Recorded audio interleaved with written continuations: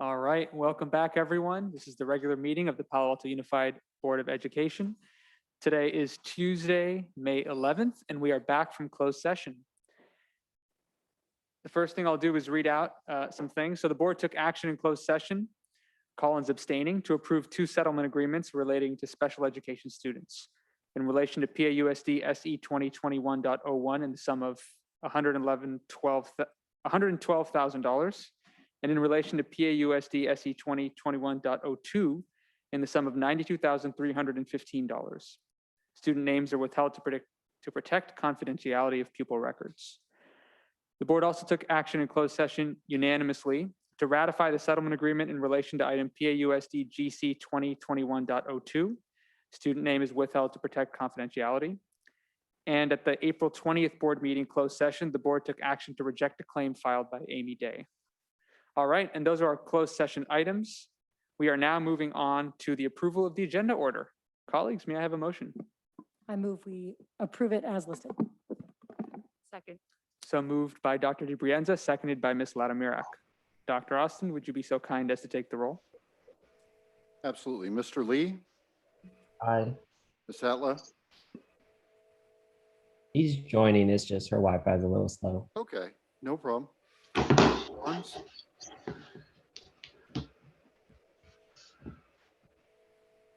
We get him? Mr. Collins, you're muted. Oh, I'm sorry, I didn't hear you. Did you call me? Aye. Thank you. Dr. DeBrienza, Aye. Latimirak, Aye. Mr. Dauber, Aye. Mr. Drop. Aye. All right, moving along, our first item is the Superintendent of Schools report. Dr. Austin, take it away. All right, thank you. We have just 2 topics to touch on. First of all, I want to thank Lana Conway for partnering with Safeway to make our school sites vaccination sites for students who have recently been approved for vaccinations as young as 12. A couple things I want to touch on there real quickly. This is a Safeway program. We are the host of the program. And again, we really appreciate that partnership. There was a question about verification of age. That is a Safeway, not a recommendation, that's a Safeway rule.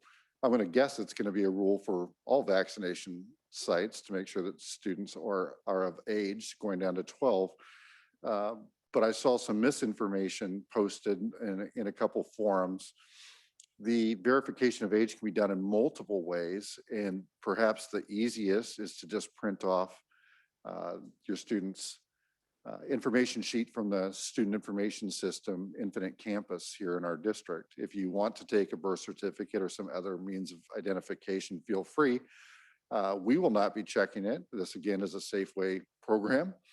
And if you have questions, we may be able to help you with the questions, and it could be a middle person, but at the end, it's theirs.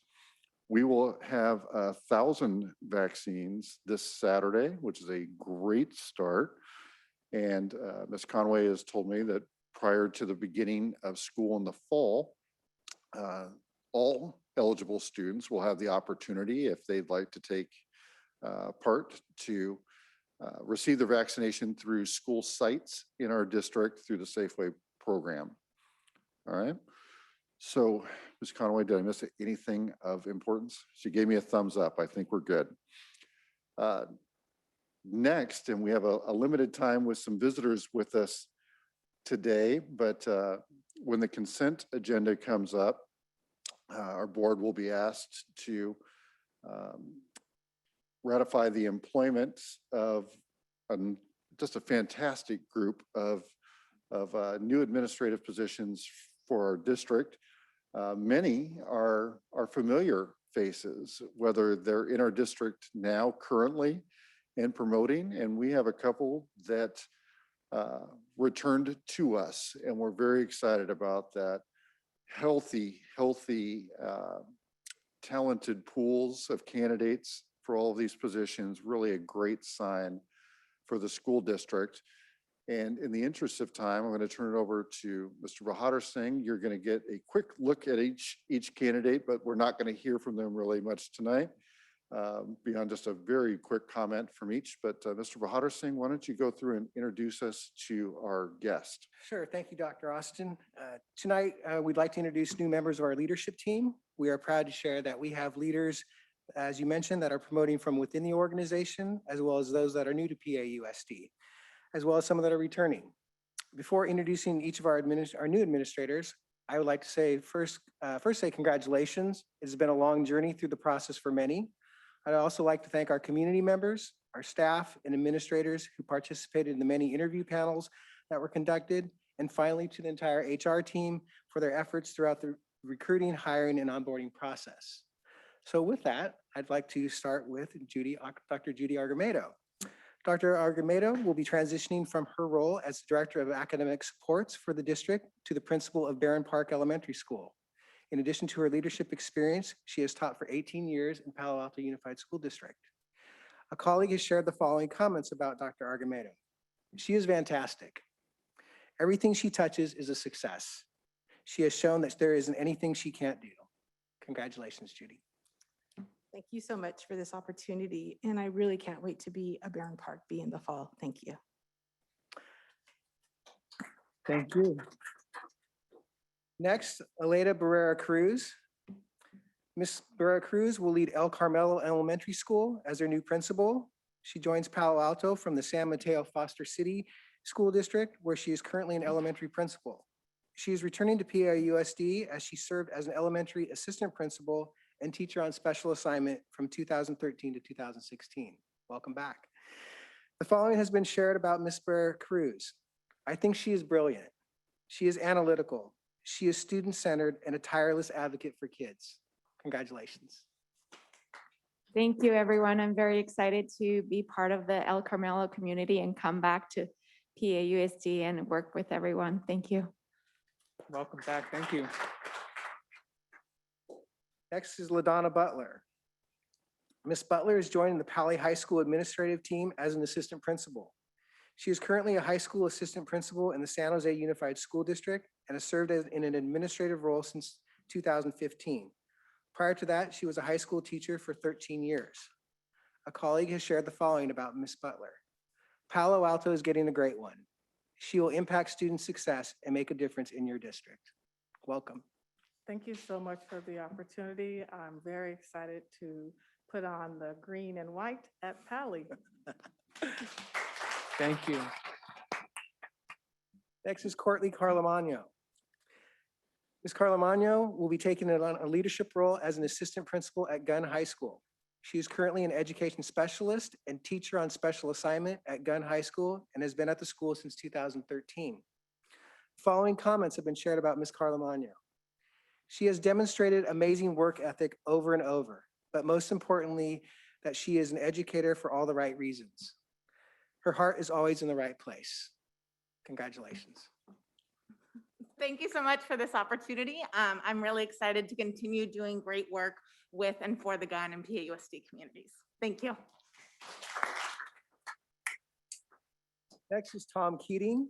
Dr. Keating is currently the assistant principal at Palo Alto High School and has been in this position for the past 3 years. Prior to being in Palo Alto Unified School District, Dr. Keating served as a director of 21st Century Learning and Technology in the San Carlos School District. The following has been shared about Dr. Keating. Not only is Tom one of the most educated people I know, but also one of the nicest. His understanding of education and ability to work with others will be appreciated by the team he leads. Welcome. Well, thank you. I'm excited like everybody else, and I want to get started and move down the hall and expand the adult school. So thanks again. Guillermo Lopez. Mr. Lopez is coming to Palo Alto from his current role of high school principal in Selma, California. He will be serving students throughout the district as a director of student success and supports. Following comments about Mr. Lopez were shared by a colleague. He is passionate. His own personal journey and challenges as a student have impacted his desire to do what is best for kids. Welcome to Palo Alto. Thank you for the opportunity, Board of Trustees, Dr. Austin. I look forward to serving the community and supporting our schools. Thank you. Thank you. Kelly Martin. Ms. Martin is currently a visual arts curriculum specialist and art teacher for the Los Gatos Union School District and has been in that position for the past 9 years. Prior to that role, she was a high school teacher for 7 years. She will be joining Palo Alto as a visual and performing arts coordinator for the district. Following information has been shared about Ms. Martin. She brings energy. Her positive attitude and love for the arts is infectious. Your team is lucky to have her. Thank you so much, everyone. I'm just over the moon excited about joining Palo Alto and working with all of our amazing art programs. Thank you. Eric Ola. Mr. Ola is also joining the Pali High School leadership team. He is currently a teacher at Pali, a science instructional lead, and WAS teacher on special assignment. He has worked for Palo Alto Unified School District since 2008. Mr. Ola's peers describe him as someone with great work ethic, always willing to take on any challenge, and has proven that he's ready to lead. Congratulations. Thank you so much for the opportunity, and I'm excited to continue to wear the green and white in a new role.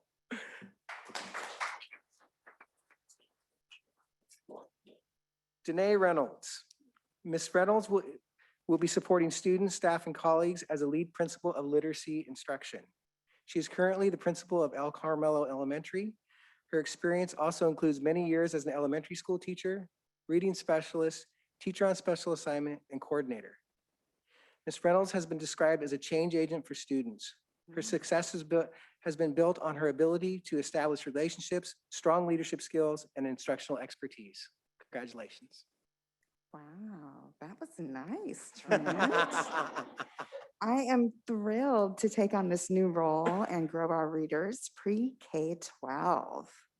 Let's do it together, everybody. Thank you. Jacqueline Selfridge. Ms. Selfridge is currently a program specialist of special education and was previously an educational specialist at Gunn High School. She's also been a teacher for PAUSD since 2015. She's joining us as coordinator of special education, the district office. Welcome.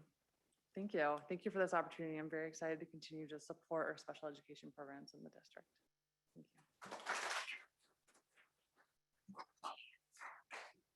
you. Amy Sheward. She will be the principal at Lucille Nixon Elementary School.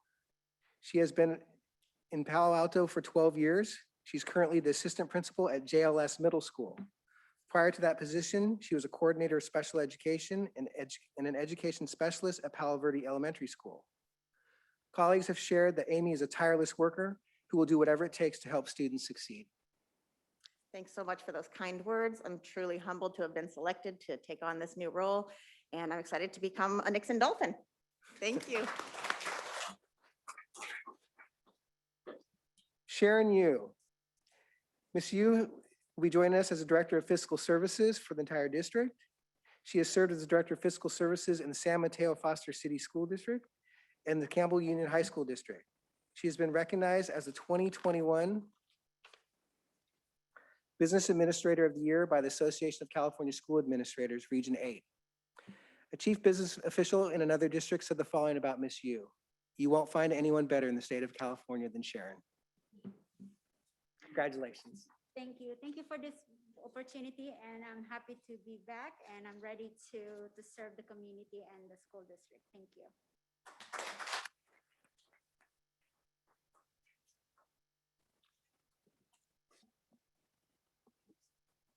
Yeah, board colleagues, before we do, actually, we've got one public comment. Okay, yeah, let's go ahead. All right. Thank you so much. You know, Dr. Austin, when you first came here, one of the things you said was that you didn't see us really growing leaders from within as much as we could, that we had a lot of talent here and we weren't finding ways to elevate them in the ways that we could be, and that was a priority of yours. And in this past year that has been challenging in so many ways, we asked you and you, Mr. Pottersing, and the whole leadership team to find us some new leaders in positions that were opening up. And some of you I know by reputation, some of you I know personally, some of you are new to me and we're just hearing about you, but I couldn't be prouder. I mean, I'm so in a challenging year, it's so wonderful to know that we are headed into next year with a lot of the leaders that have been working so hard this year, and now all of these new leaders too. And you guys knocked it out of the park. Thank you. Really excited to work with all of you. Colleagues, any other comments? Okay, I'll just put a bow on it and say, I think it's safe to say that the board echoes Dr. DeBrience's comments, and we are very, very grateful and lucky to have you all working for us, and our community is as well. And as usual, we expect great things from you. Thank you for that. And we had told our guests that given the rules that we have right now and a fair number of people, that we're going to dismiss them all to head out. So thank you all very, very much, and looking forward to having you on our team. Thank you.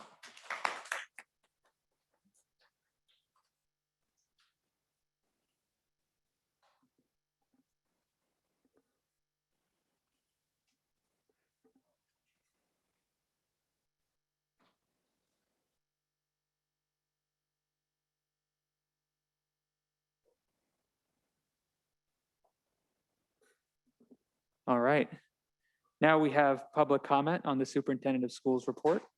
We have one member of the public, Rebecca Eisenberg. Ms. Eisenberg, you have 3 minutes. I'll be shorter. I'm so glad to be able to say something positive and respond positively. Thank you so much for hiring such an inclusive and diverse group of administrators. Representation means a lot, and that is such fabulous news that you prioritized it, because as we know, diversity usually has to be prioritized to be successful. So thank you for this success. By the way, it's really helpful if you don't cut me off when I'm at the second to last word of my comment. I see the clock and I know how to wind it up quickly. Anyway, that's just to the chair. Everything else to the superintendent and to the hiring assistant superintendent. Thank you. That's all. Thank you. All right, let's move on to our student board members. Mr. Lee and Ms. Atla. Why don't we start with you, Ms. Atla? Thank you. Happy last month of school, everyone.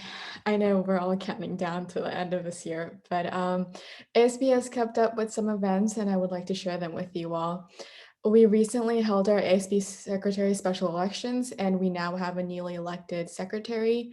We also celebrated Teacher Appreciation Week a couple of weeks ago, and the appointed application process is now winding down, and we're conducting interviews this week, and we'll have all the officers finalized by the weekend. We had a talent show last Thursday and Friday at Pally. The wellness team did get outside activities last couple of weeks ago as well, where they had activities such as painting plant pots and scavenger hunts and etc. We have tons of senior events rolling in right now. There's a spike ball tournament going on this week. Today, seniors were able to pick up free donuts and Pete's Coffee vouchers that were already paid for. Tomorrow's Ancient Citizens Day, where seniors will dress up as senior citizens, old people, and will get to pick up their senior jerseys. And in terms of graduation, I wanted to update the community about what's going on at Pally. And June 2nd will be the graduation. 4 seats per family. They have to be from the same household. And there will be a health screener, and everybody else households will be separated by 6 feet apart.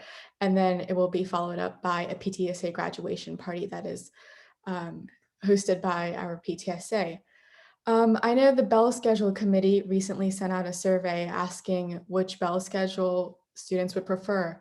And I've been talking to my peers in ASB about it, and I wanted to share with you guys some general feedback I heard regarding the options. Many kids would prefer an earlier end time, not 4 o'clock, and that's mostly due to extracurricular and like sports obligations.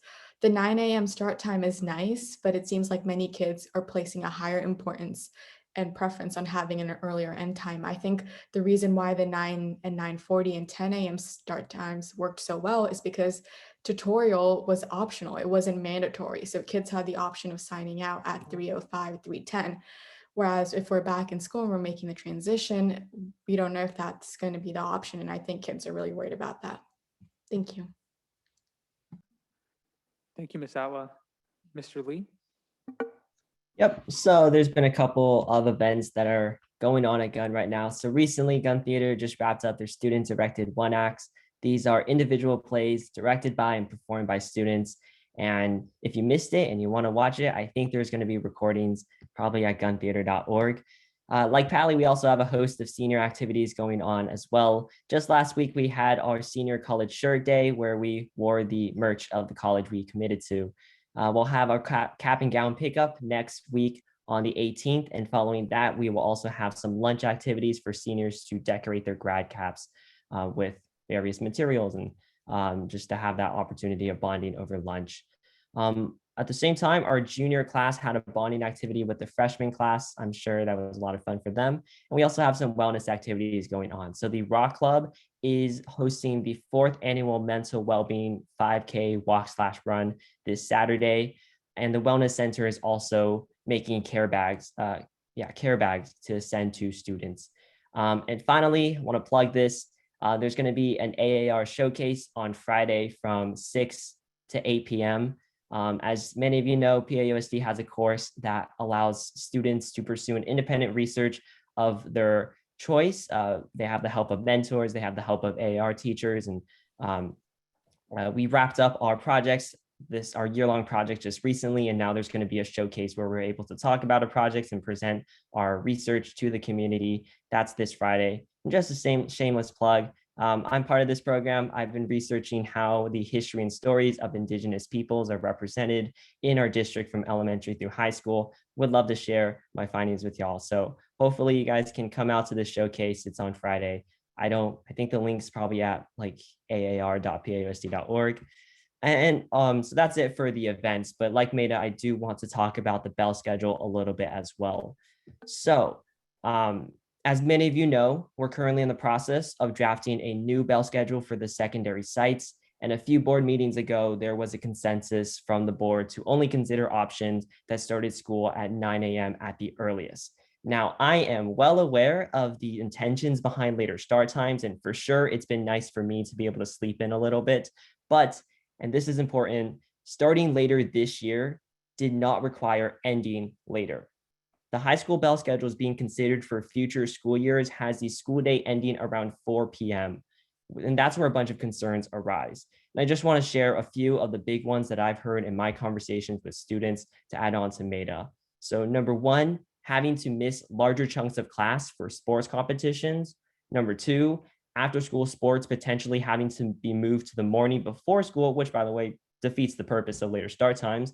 Number three, having to bike back home in the dark when it's winter, if you have to stay behind for school, for clubs, for 8th period courses, etc. That can be quite dangerous, especially since it might coincide with rush hour. And number four, precluding students from taking after school jobs or inhibiting their ability to care for their younger siblings who end school earlier. And that's just a few of the big ones. I'm sure there are many other concerns that have been raised by parents, by teachers, and other students regarding these start times.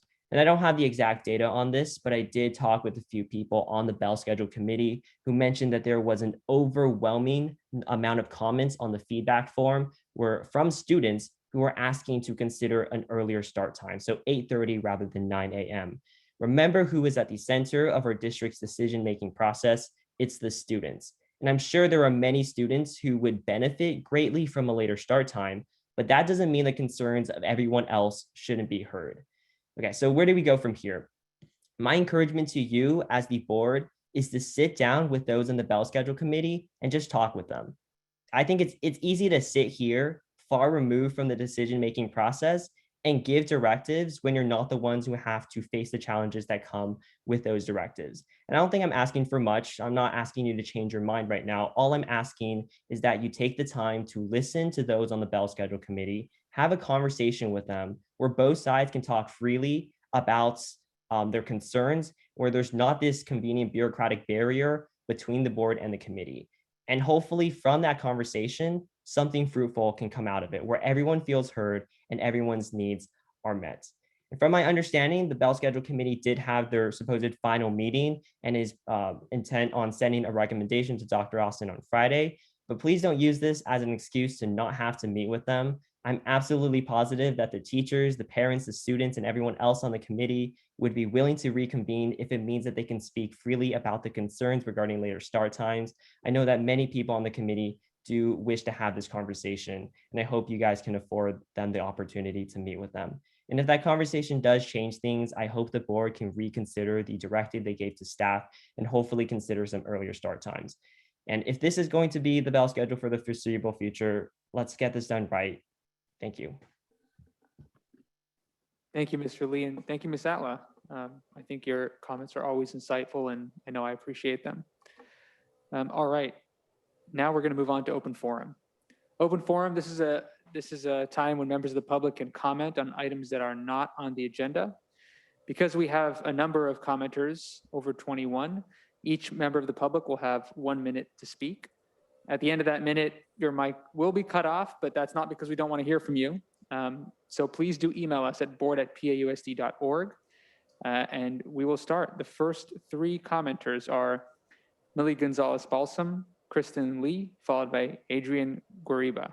And your mic will be unmuted momentarily.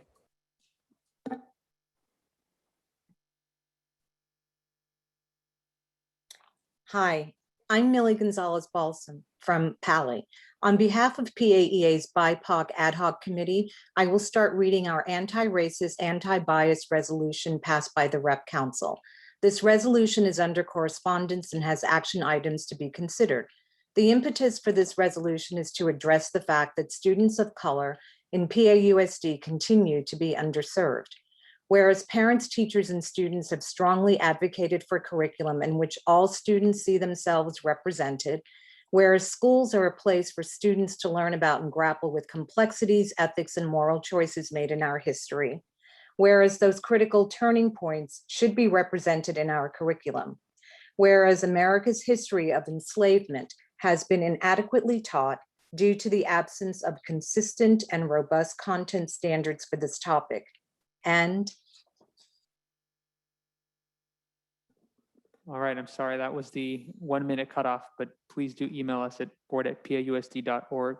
Next is Kristen Lee, followed by Adrian Guariba, followed by Nicholas Voltmer.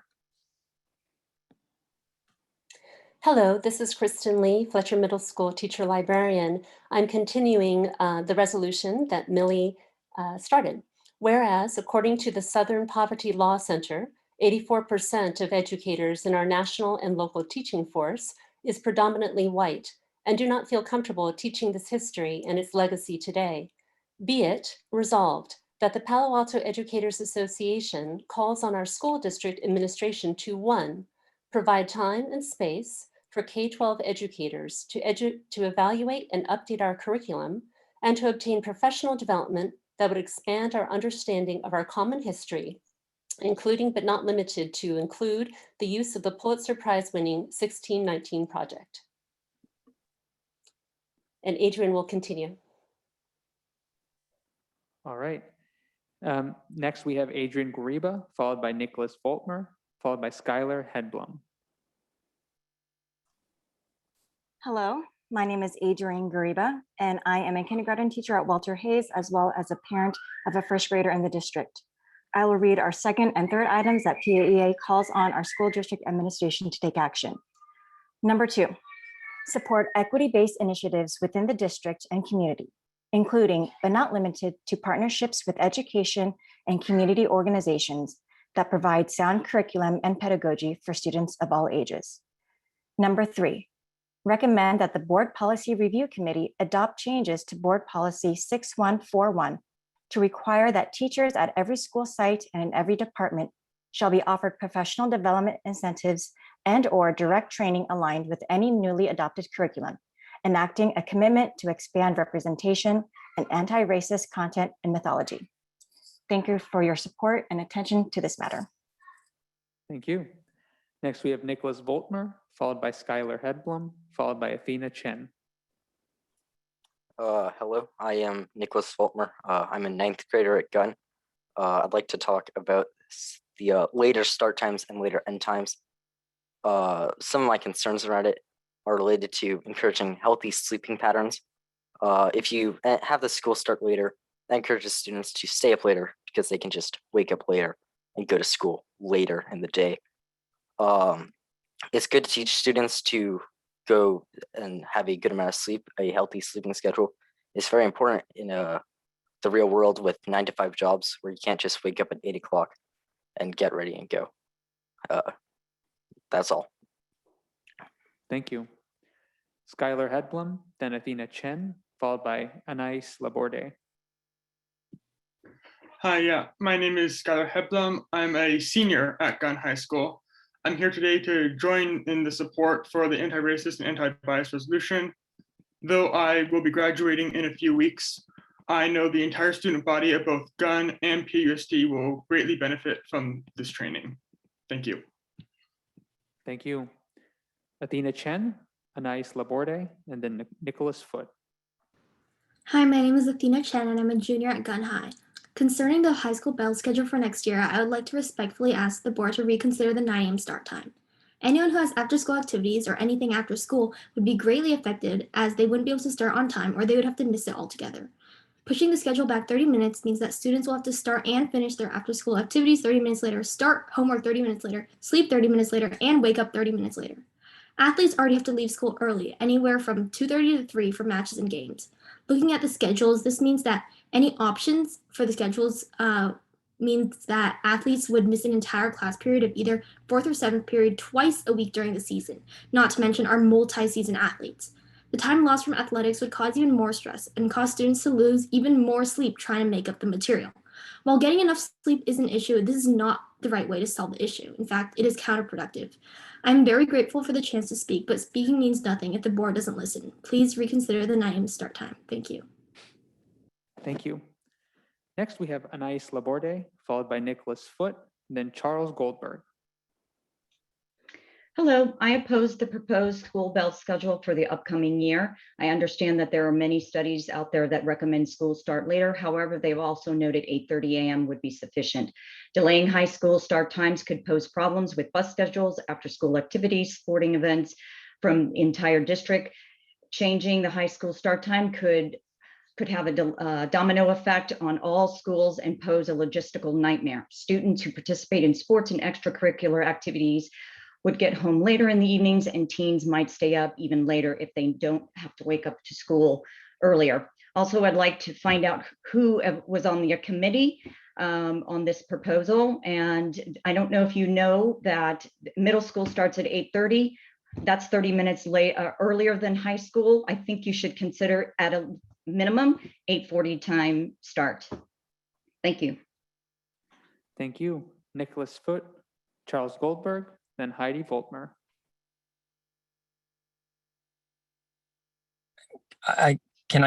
Am I being heard? Okay, here we go. You are. I'm here not only to voice my support of the resolution, but also to speak in favor of 2 district initiatives that are in place: the 21-day racial and equity challenge and the 7-day equity challenge for students. The district's commitment to engage our community in new ways, as demonstrated in the 21-day challenge, was an incremental step. It was a novel initiative, as nothing of the sort had been previously attempted by the district. Teachers, administrators, and district staff joined forces with community members to present enlightening and informative experiences that encouraged us to reflect on our value systems, while at the same time challenging us to question and consider how we can and could move in a different direction. As we look ahead to year 2 of the challenge, one of the big questions to consider is how we sustain our gains while continuing to make further transformative progress. One way to do that is for the district to completely and resolutely support the 21-day challenge. Every campus commits to be an active participant in the challenge, and the district holds them accountable for their commitment. And just in brief, I want to give a resounding shout out to the elementary library team and their colleagues who contributed to the 7-day equity challenge for students. Thank you. Thank you. Heidi Voltmer is next, then Tammy Truer, followed by Linda Hennigan.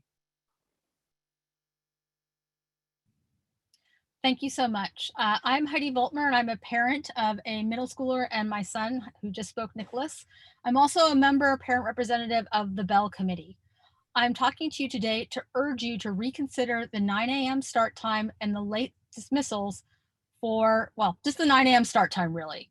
I know all the intricacies from being on the Bell Committee that go into that schedule, from consideration for student athletes, shared teachers, all the different trade-offs.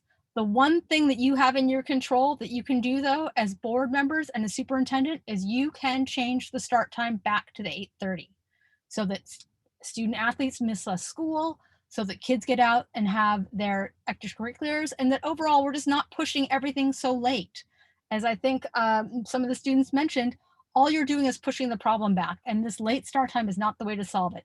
8:30 is enough time for students to get that extra sleep, and I urge you to reconsider your decision. Thank you. Thank you. Next, we have Linda Hennigan, followed by Angela Oza, followed by Janine Hayward. Hello. Hello. Hi.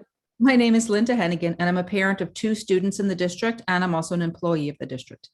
I'm calling to support the PAEA anti-racist, anti-bias resolution that Millie Gonzalez-Balsam and the other teachers read into the record earlier. With this resolution, the PAUSD teachers are aligning themselves with the board resolution number 2019-20.23, denouncing racism and supporting equity, safety, and well-being of Black people. The 21-day equity challenge was a great way for the district to encourage conversations about race and racism. And now with PAEI on board, it's time to take the next step and fully fund the professional development that teachers need in order to transform their teaching and their classrooms into fully equitable places for learning. We need leadership at the district and site levels, and we need the funding and accountability to really change the systems, including our students' classroom experiences that currently perpetuate the inequitable outcomes of our current way of doing school. Thank you. Thank you. Next, we have Mangla Oza, followed by Janine Hayward, followed by Corinne.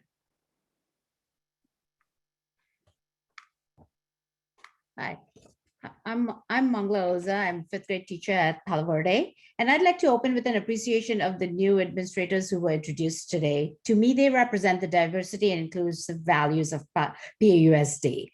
That said, according to board data on school climate and SEL competencies collected from secondary schools, students of color continue to not be served adequately in our district. We want Policy Review Committee to review Board Policy 6141. Educators also need time and space to evaluate and update curriculum as part of professional development. We need to review what we're teaching, what gaps do we have, and what do we need to address.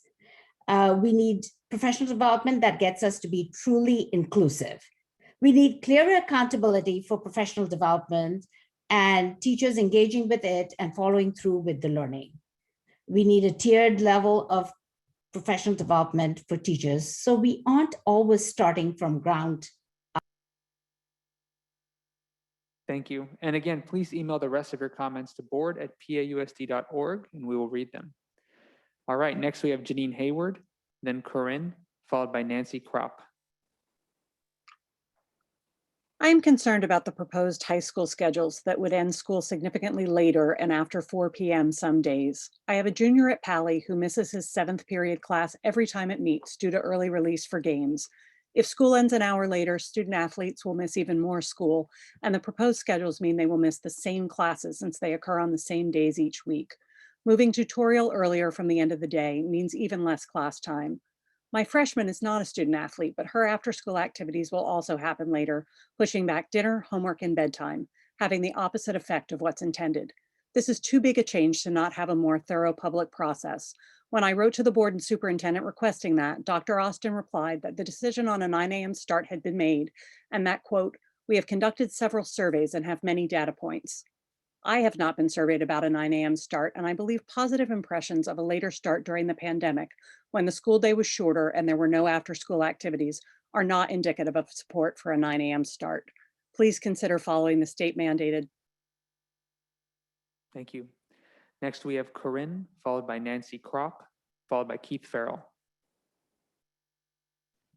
Hi, my name is Corinne Headley. I'm a teacher at Pally High School.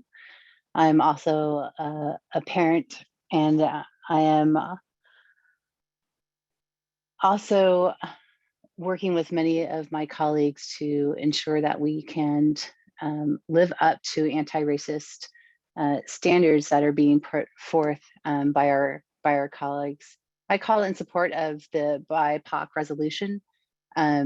I'm sorry, that the resolution put forth by the BIPOC committee.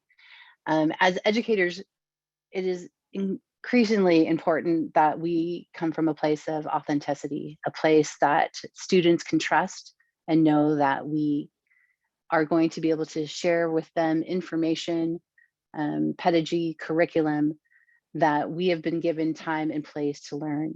So I implore you to please support this resolution, provide opportunities for teachers to learn at their speed and be able to teach authentically. Thank you. Next, we have, let's see, Nancy Kropp, followed by Keith Farrell, followed by Lizzie DeCry. Hi, this is Nancy Kropp, and I'm speaking tonight in support of the anti-racist, anti-biased resolution. In particular, I urge you to fund teacher professional development on unconscious bias and time to review their curriculum. My student graduating from Gunn this year had amazing teachers. We truly have incredible, caring teachers, but each of us does have our unconscious biases. I urge you to include professional development for these incredible teachers on unconscious bias. Please make it tiered so new teachers attend the beginning courses and returning teachers continue their professional development on increasing inclusiveness in our schools. Supporting every teacher and including every child as set forth in this resolution is critically important. Thank you so much. Thank you. Next, we have Keith Farrell, followed by Lizzie DeCry, followed by Sunita Ganpati. Okay, if Mr. Farrell comes back in, let's add him back. We've got next Lizzie DeCry, followed by Sunita Ganapati, and then Michelle Higgins. Hi, my name is Lizzie DeCry. I teach at Pally, and I am speaking in support of our union's BIPOC ad hoc committee and their anti-racist, anti-bias resolution. It is more evident than ever after our WASC cycle that students of color are not only not being served equally, they are experiencing harm in our schools. The data is there, it is frankly upsetting, and these outcomes will not be improved without significant efforts on behalf of everyone in our district, including you as board members. I am encouraged by our equity challenge and Pally's work with Enid Lee this year, and our professional development needs to go further. We need mandated, systematic, and actionable professional development that holds all of us accountable to meeting the needs of all of our students. In addition, we are seeing a troubling backlash in our country against anti-racist and historically accurate curriculum. This resolution is an important step in affirming that PAUSD is an anti-racist district where teachers are supported in updating and delivering curriculum that is universally designed to be accessible to all of our students. Thanks. Thank you. All right, next we have Sunita Ganapati, Michelle Higgins, Star Teach Out. Hi, this is Sunita Ganapati. I'm a gun parent. Thanks for the opportunity to speak. At the risk of repetition, I'm also calling to express my concern, as is my students' concern, about the bell schedule, in particular the end time and the long periods, the 90-minute periods. The bell schedule or the start and end times, as others have discussed, encourages later sleep times, exactly the opposite of what we want as a community for our teenagers. I do understand from some board members to whom I'd written to that this is an administration and not a board decision, but I urge the board in its governance capacity to direct administration to reconsider the current proposal with the whole community in mind. One additional point is transparency in survey results carries the community and the logic of deviating from the law or from other districts that are at an 8:30 start time and for the 75 versus 90-minute period. An option with the 75-minute period was offered in the first survey, but has disappeared in the second survey with no explanation. Was this voted out? Do students want 90-minute period? Thank you for your comment. All right, now we've got Michelle Higgins, Star Teach Out, and then Sarah Woodham. Hi, this is Michelle Higgins. I'm calling to enthusiastically support the anti-racist resolution presented by educators tonight.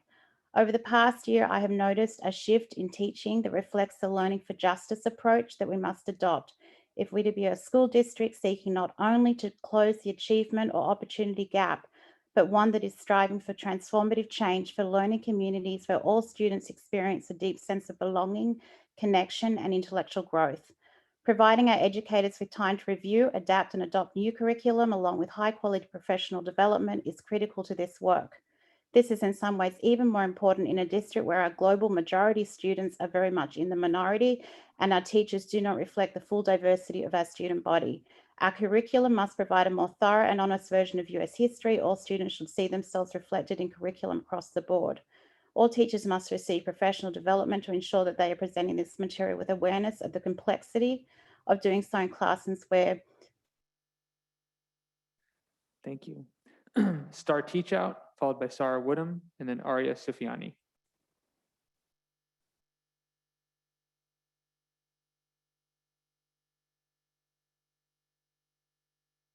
Star Teach Out? Am I there? Yes, you are. Okay, thank you.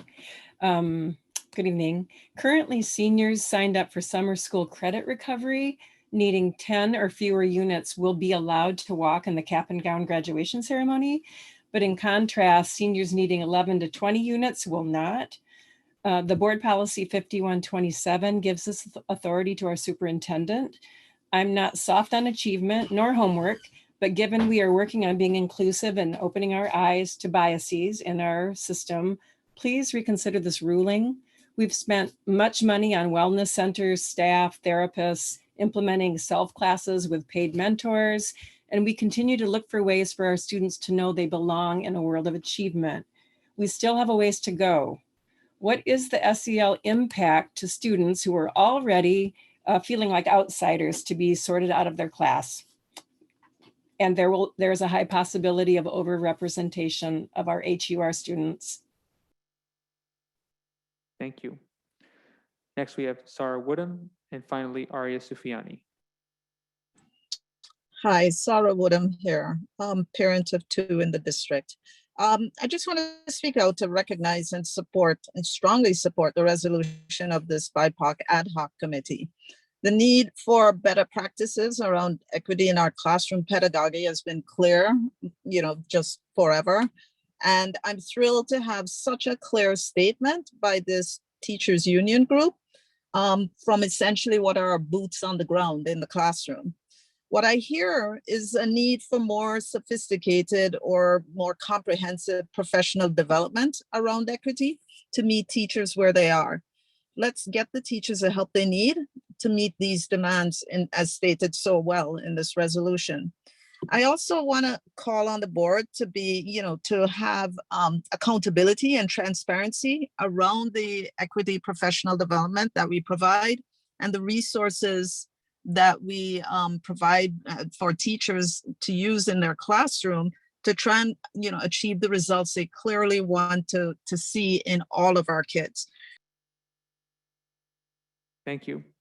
And finally, Arya Sufiani. Hi, can you hear me? We can.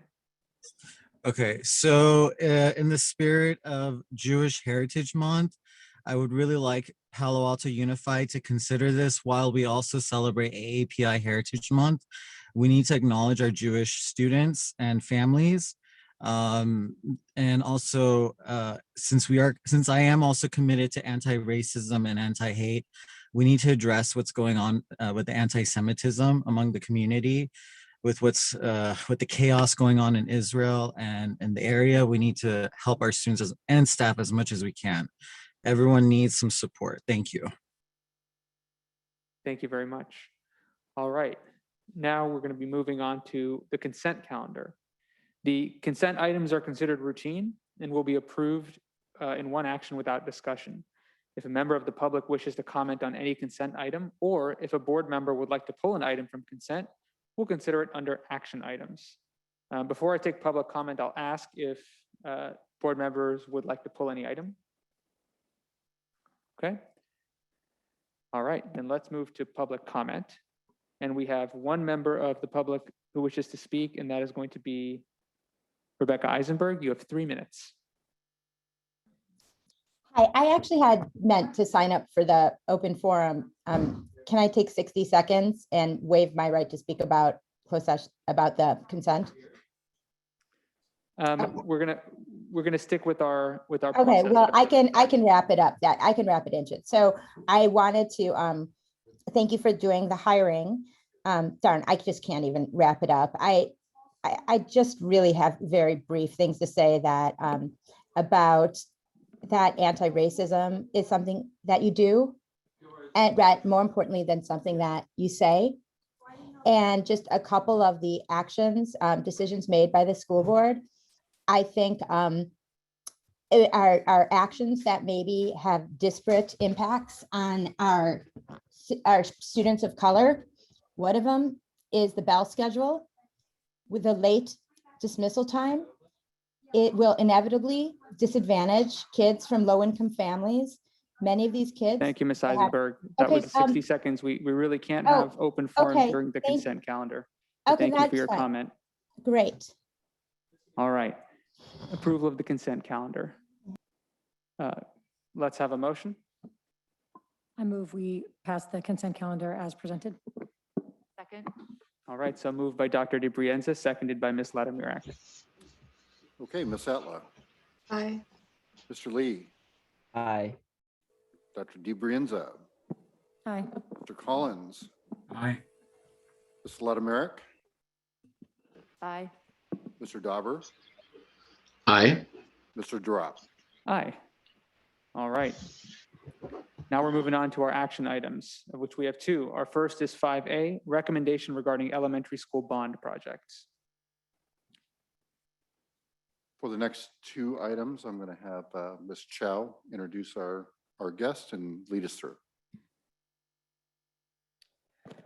For the next two items, we have Dr. Golton, who is our bond manager, as well as Eric Holm, who is our director of facilities and construction. And they will present this item to the board this evening. Dr. Golton? Thank you. Good evening. Good evening. Regarding this item was discussed at the last board meeting.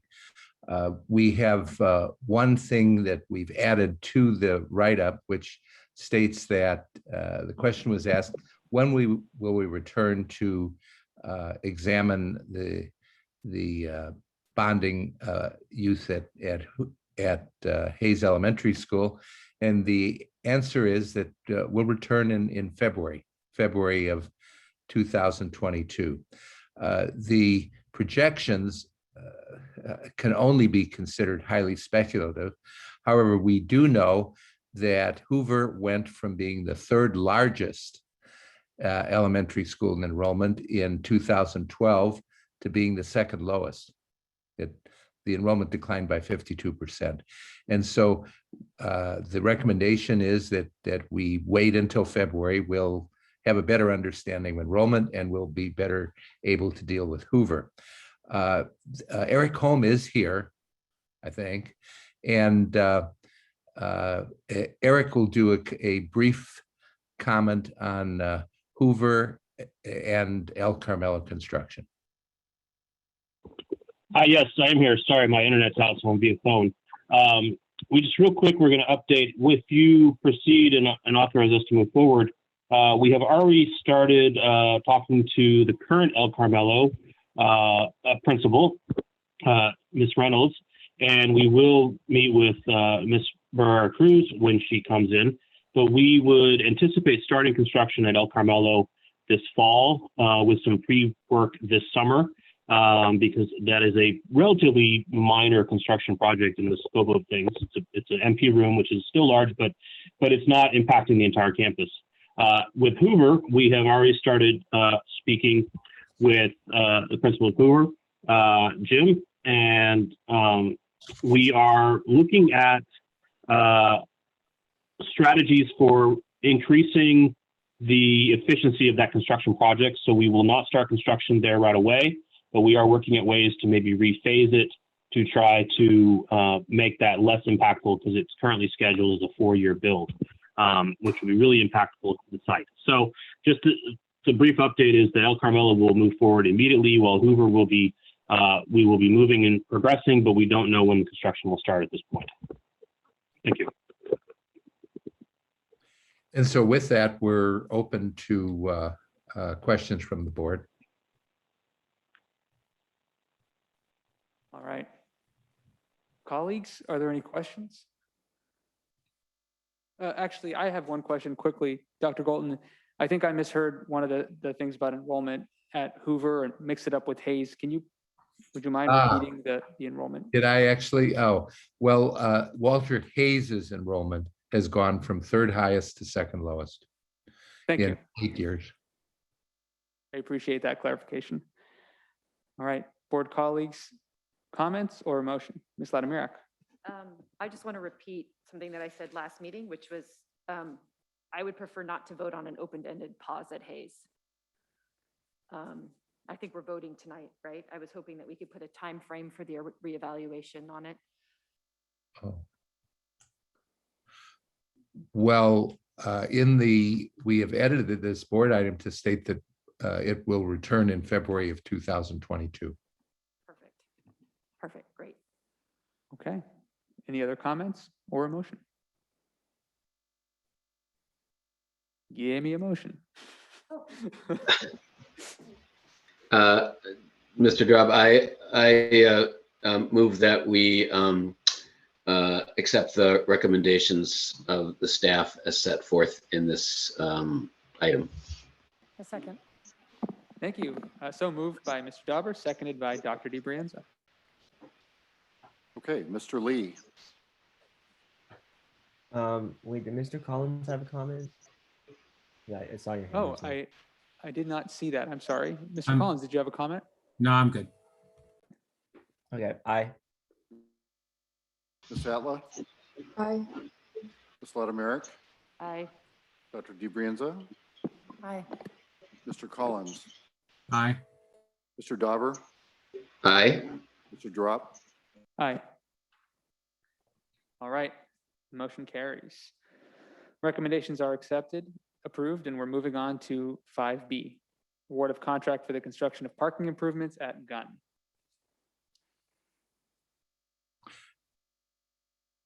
Well, I think this is my item as well. And I guess as probably board members who've known me as CBO and now bond program manager, I'm reluctant to be optimistic about the bidding market.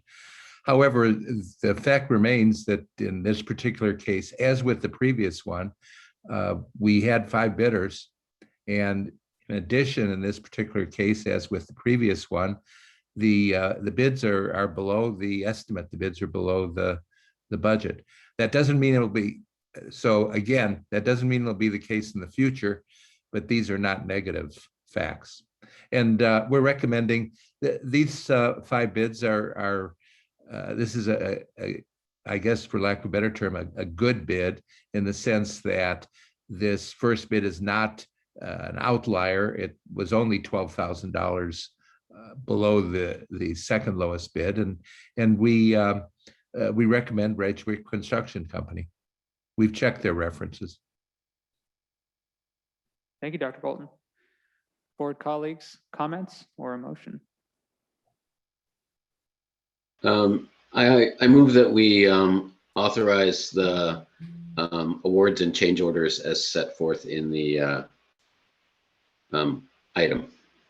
I'll second. So moved by Mr. Dauber, seconded by Dr. DiBrienza. Okay, Ms. Atla, Aye.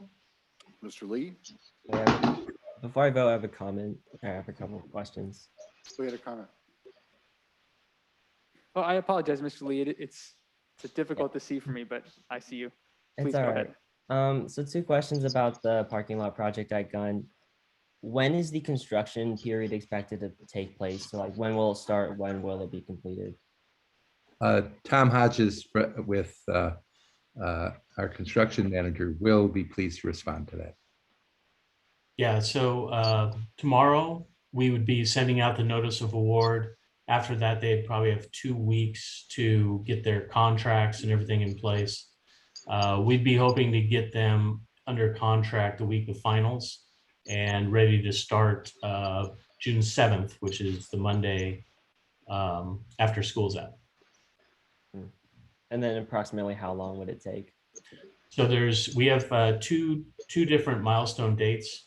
One, they're supposed to restore a portion of the student parking lot by August 1st, assuming that start date stays the same.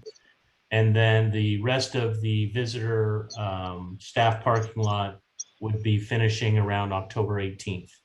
So those are all dependent, those dates are dependent on a notice of to proceed date.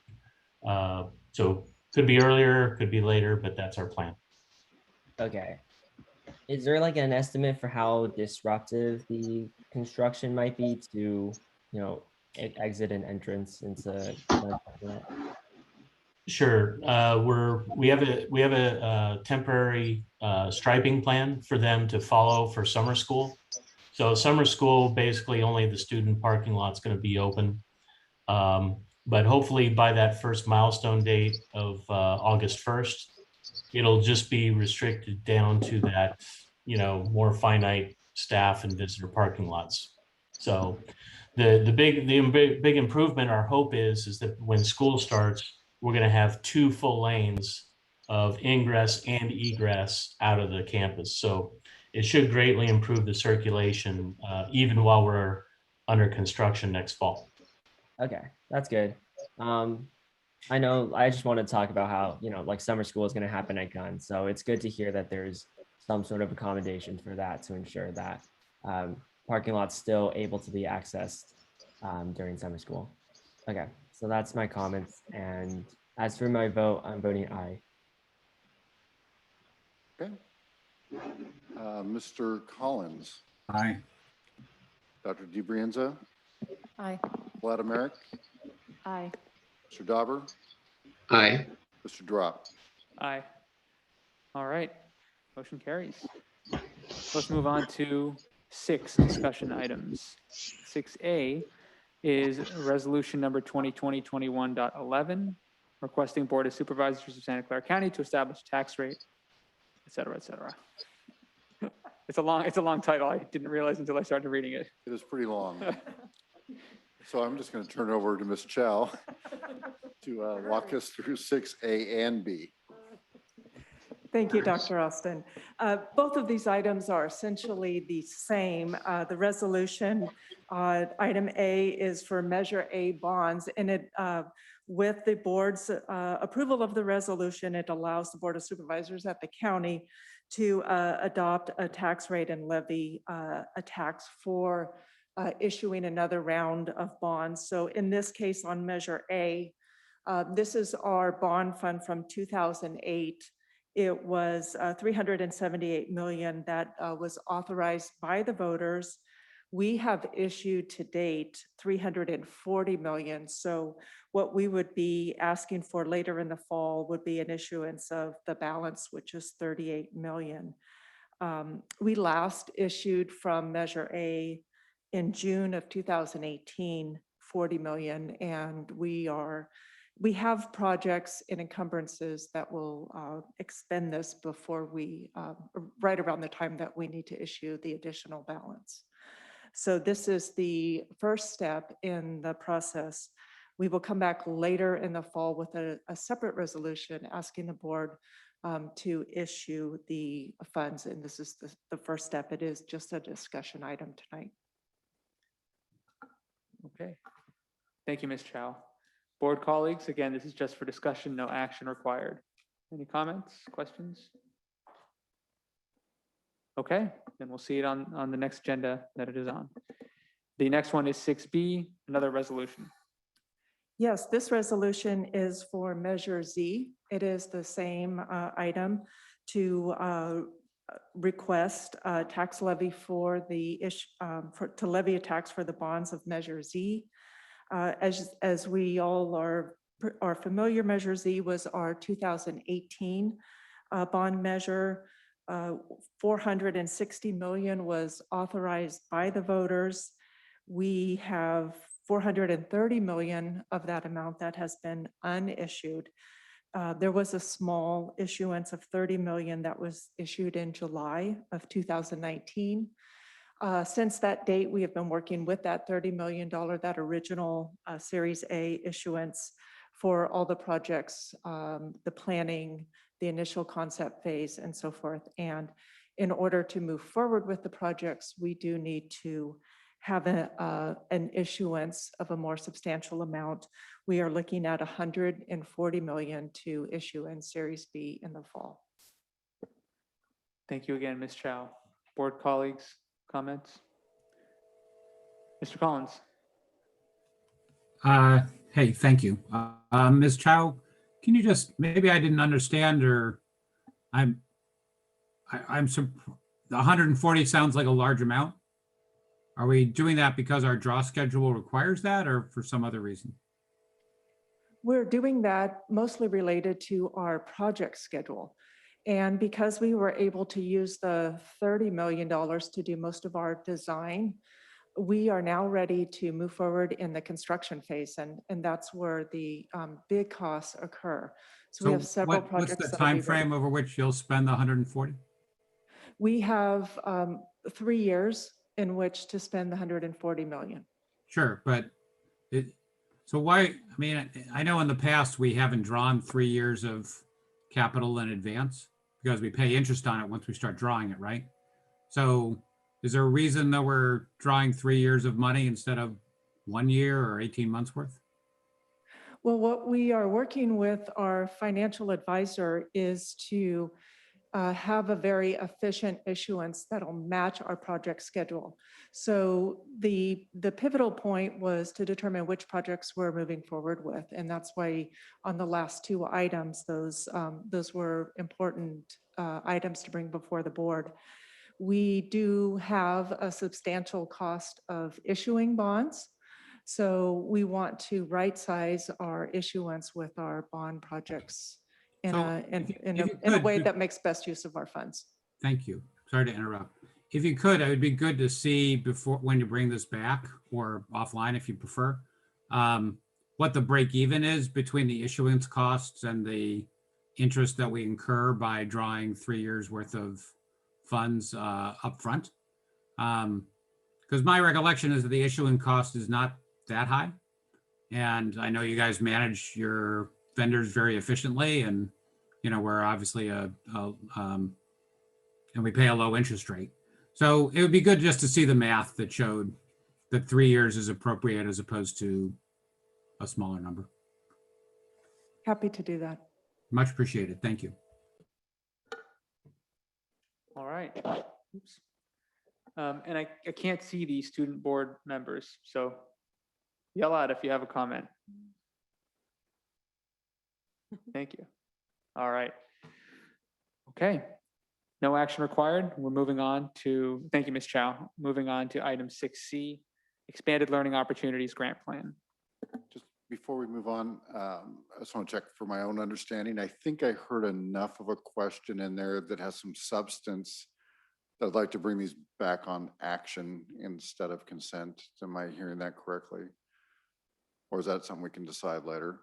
I don't know that I heard that. I'll ask. Personally, I'm indifferent.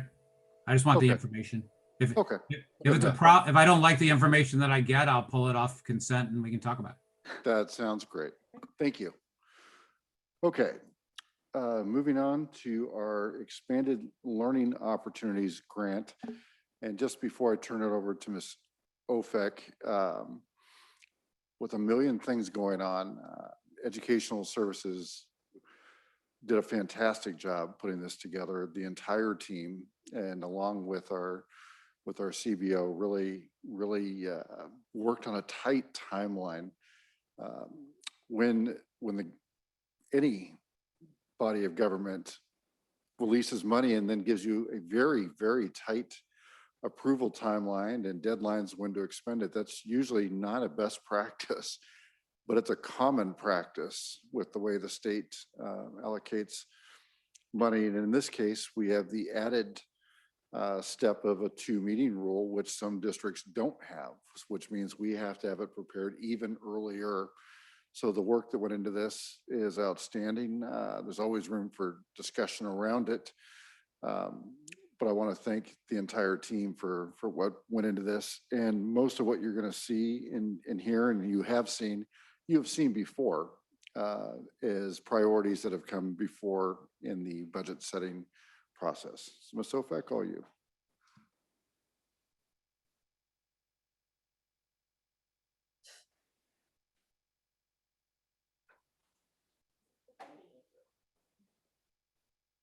All right, I think we're fixed. Thank you so much, Ms. Brown. All right, so the expanded learning opportunity, thank you for Dr. Austin. This evening's slides will provide a brief overview of what the ELO or Expanded Learning Opportunity Grant is and the areas in which PAUSD is planning to utilize the funds that we receive. And just to be super clear, a detailed draft plan is attached to the board item for those people who want to know all the nitty-gritty details. This particular set of slides is a high-level overview. And we're going to start with some clarification around all the different plans that people hear us using acronyms for. So just to be clear, the LCAP is an annual plan that's ongoing all the time. It's updated annually.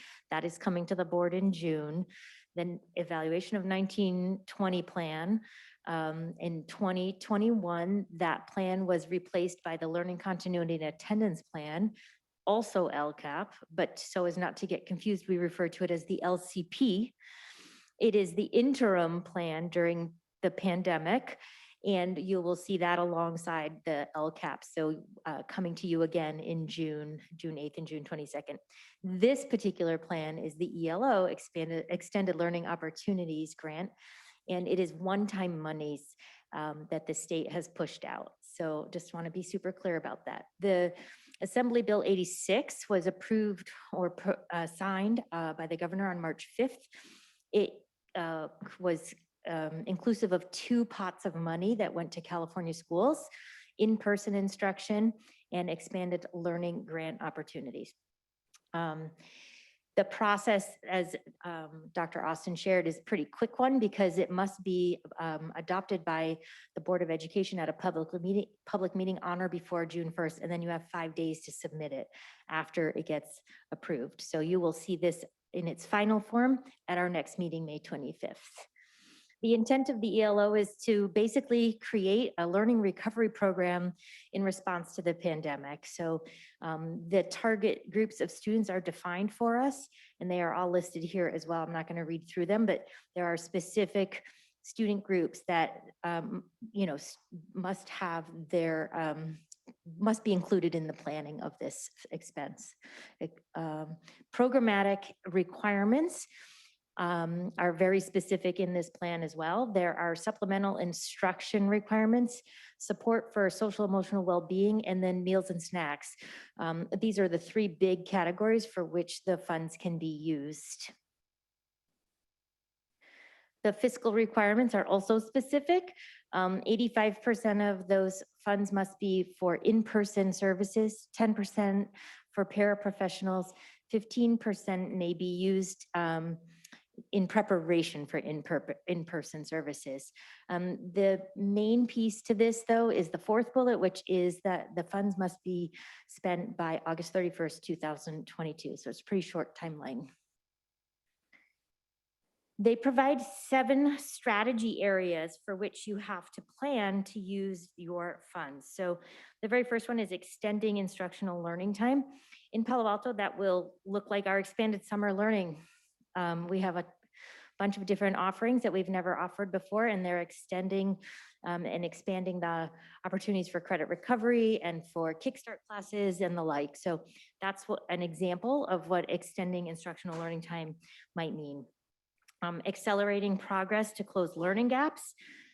For us, our plan includes the provision of supplemental supports in both mathematics and in language arts through enhancing access to diverse books, providing decodable books, and making sure our students have literacy instruction, which is actually part of the 7th strategy as well. The 3rd strategy is integrated student supports to address other barriers to learning. In our case, we're looking at expanding the use of Panorama, perhaps to include an additional module that we are not currently using, or administering multiple times in a year instead of just one time, and expanding down to the lower grades. We are also planning on expanding the FES SAFE program to provide additional support for students, and of course, access to meals. The 4th strategy is supports for access to technology, high-speed internet, and other academic supports. In this past year, we've provided I think it's close to 500 hotspots, and our continued Wi-Fi support to students who are receiving those hotspots would be factored into that category or that strategy. Supports for credit deficient students is the 5th strategy, and that strategy is again part of the summer school, expanded summer school planning, where we have doubled the number of courses and opportunities provided for credit recovery compared to a typical year. Additional academic services for students such as diagnostic progress monitoring is an additional category, or category 6. And we're super excited about this, being able to have an online data management system for enhanced analytics that is related to tracking student progress with reading benchmarks. And then training for school staff is the final category, in which we'll expand our already robust professional learning opportunities. And also, most notably, what we've heard a couple meetings ago, provide training for all K-3 teachers in Orton-Gillingham training for reading instruction, and specifically phonics. So those are some examples within each of those strategies that you can read in more detail about in the actual attached plan. As Dr. Austin mentioned, it's a very rapid turnaround time with this timeline. The Assembly bill was signed on March 5th. The template was with directions was posted on March 25th. We spent, one of the requirements is stakeholder input. So we spent all of April and even last week into the first week of May gathering community input from both community groups, PAEA, CSEA, and we also pushed out a student survey to both high schools, for which we have received over 200 responses.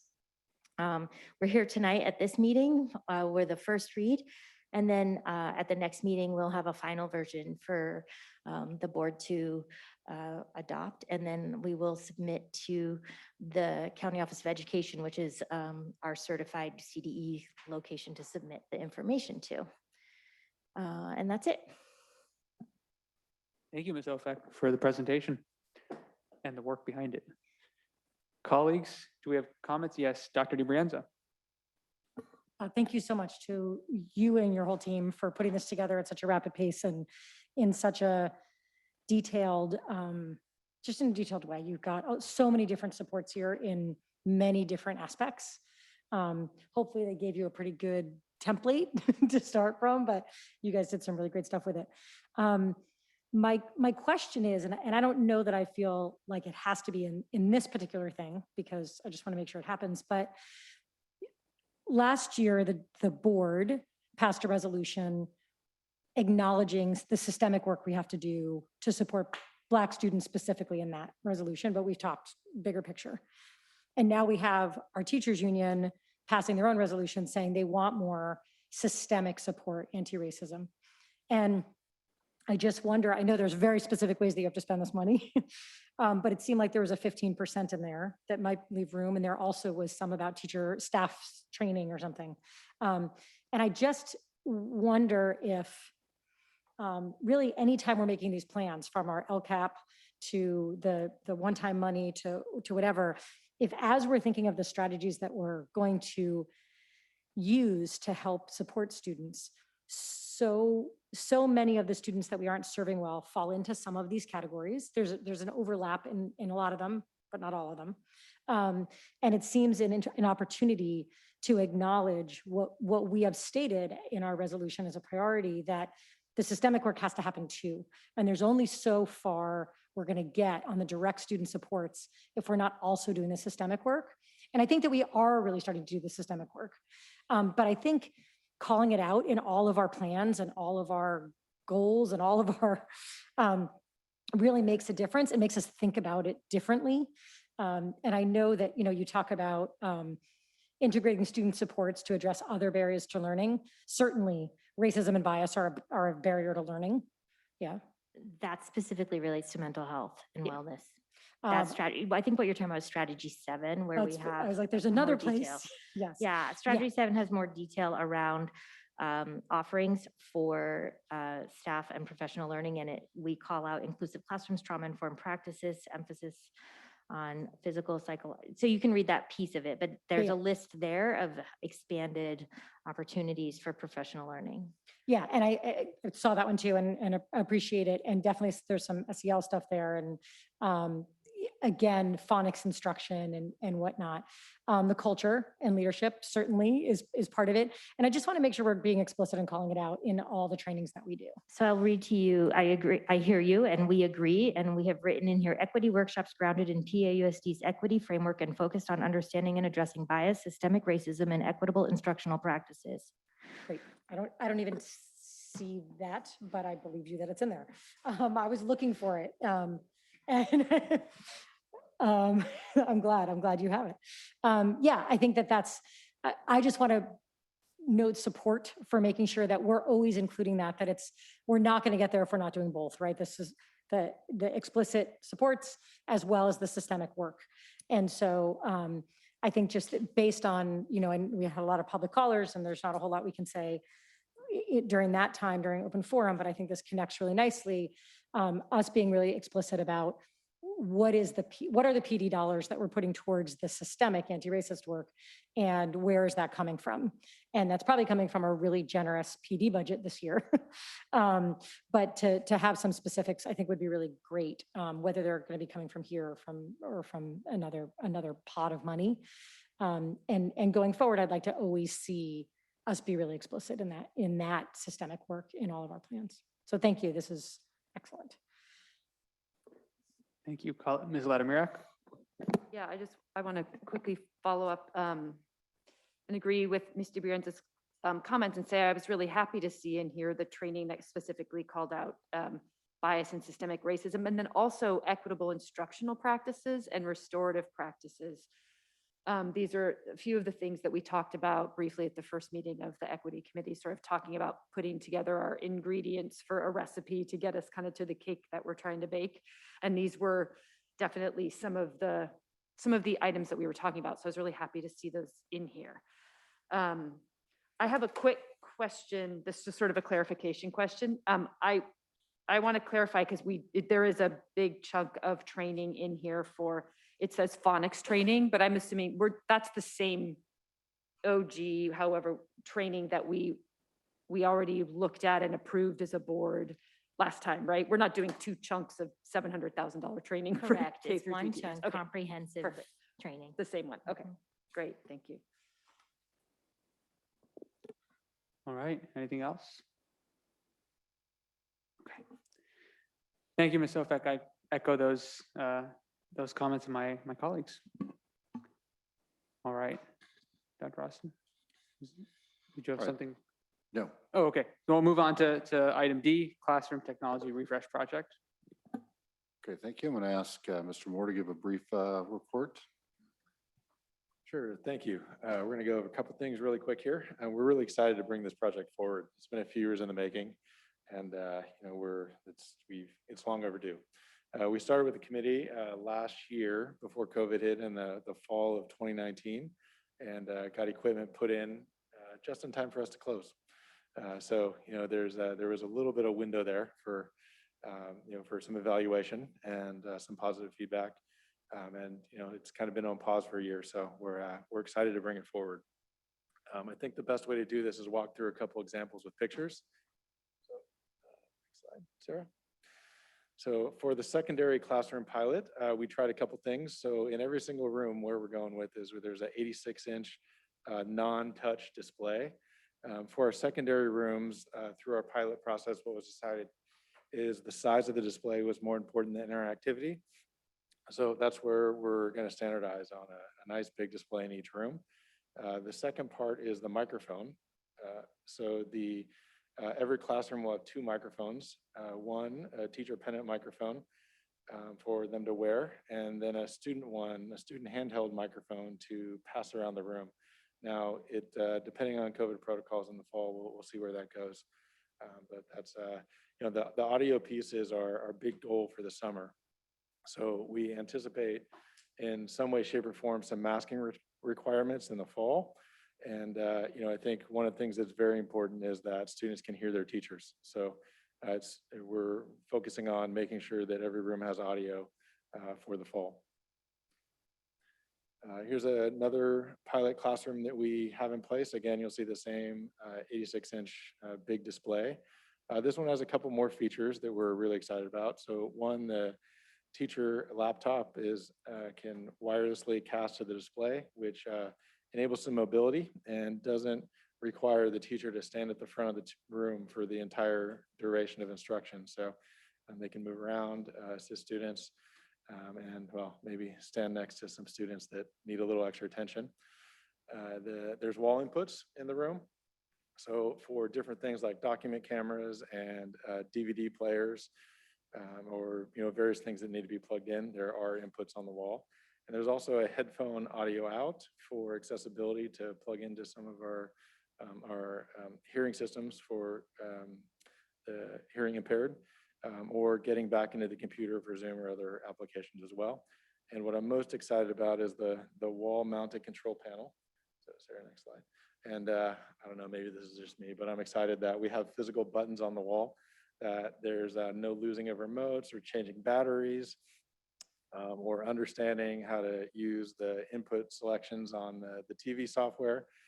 This is plain and simple. There's an on and off that turns the entire system on and off, a physical volume knob, and inputs that are very clearly labeled on what it is. So that's an example of what it will look like in each room.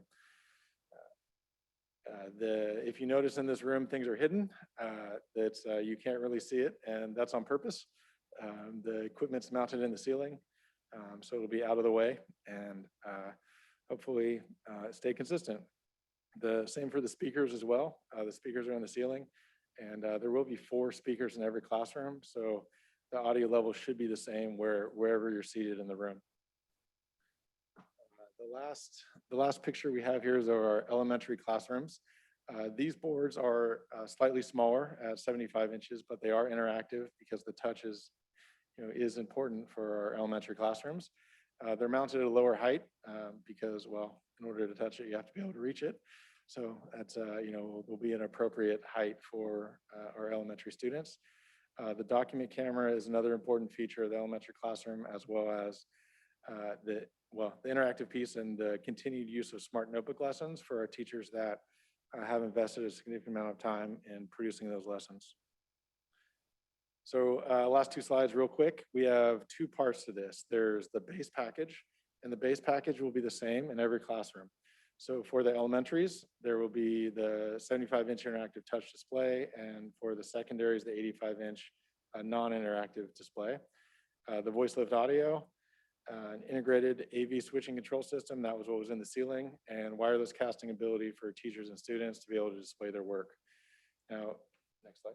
So we also recognize that there's some variations in how teachers would like to teach. So we do have some optional components that we're still discussing on kind of the deployment of these pieces. So these pieces are kind of all modular in the sense that they're not physically tied to a classroom. So as teachers need to move classrooms, or for whatever reason conditions change, these can be moved with them and can be kind of customized appropriate to the teacher's choice. So Smart Notebook is one, with the ability to keep using that software. Document camera is another. Ultra Mobility is some iPad mobility to be able to move around the room and either pass the iPad around or use some of the additional features there. And the last one is the Interactive Display Superstar, and that's kind of a solution that utilizes all the fancy new software that comes with the hardware tools, which we don't expect everybody to utilize, but is an option that's there. So with that, that's all that I have for the presentation, and I'm happy to answer any questions. All right. Thank you. Board members, before we get to you, actually, we do have one member of the public who wishes to speak. That is going to be Rebecca Eisenberg. Ms. Eisenberg, you have 3 minutes. Hi again. Thanks so much for taking my comment, and I'll be much briefer than that. I want to say I'm really excited about this technology improvements. Also, it looks like later in the agenda, you talk about a new and improved funding source for maybe these or other technology improvements, and I think that's great too. My comment / question, because I know that you all don't answer straight on, but maybe you will ask this yourself, or maybe you know the answer, in which case I hope you share. This technology looks amazing, and it also looks like it actually may make it much easier and less painful for teachers to involve students from home, whether that's through Zoom or so-called streaming, or another way to actually allow students from home to participate real time along with their classmates in the classroom. I hope that that will be one of the uses for this, because that would be just a real great way to be inclusive, to not have to have a separate school from home school. And I think it really models what is considered best practices during this time when we're still recovering, if not in the midst of this pandemic. Thank you for considering. That's all. All right, thank you. Board colleagues, comments on this item? Dr. DiBrienza. Just really quickly, thank you for this, for the clear explanation of it, for piloting it before COVID ever hit, because I think that the elementary ones are the ones I saw at Palo Verde, right? And those teachers were so happy with them.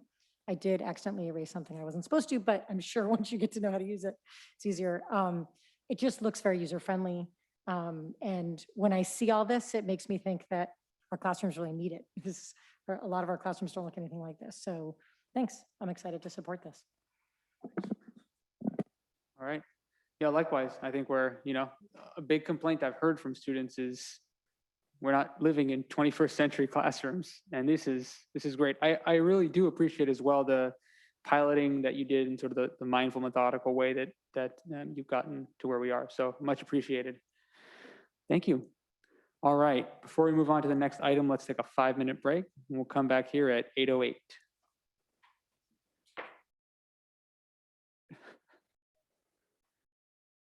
All right, and we're back. Okay, we're moving right along to item 6E, tentative agreement with PAEA.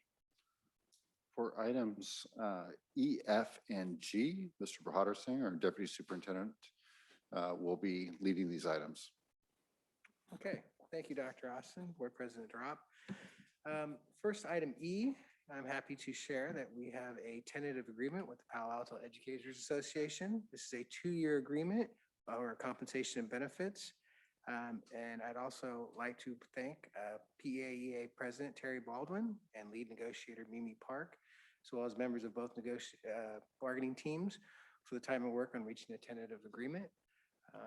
In speaking with Ms. Baldwin, their membership is in process right now of a ratification vote, and they should have results next week prior to the next board meeting on the 25th.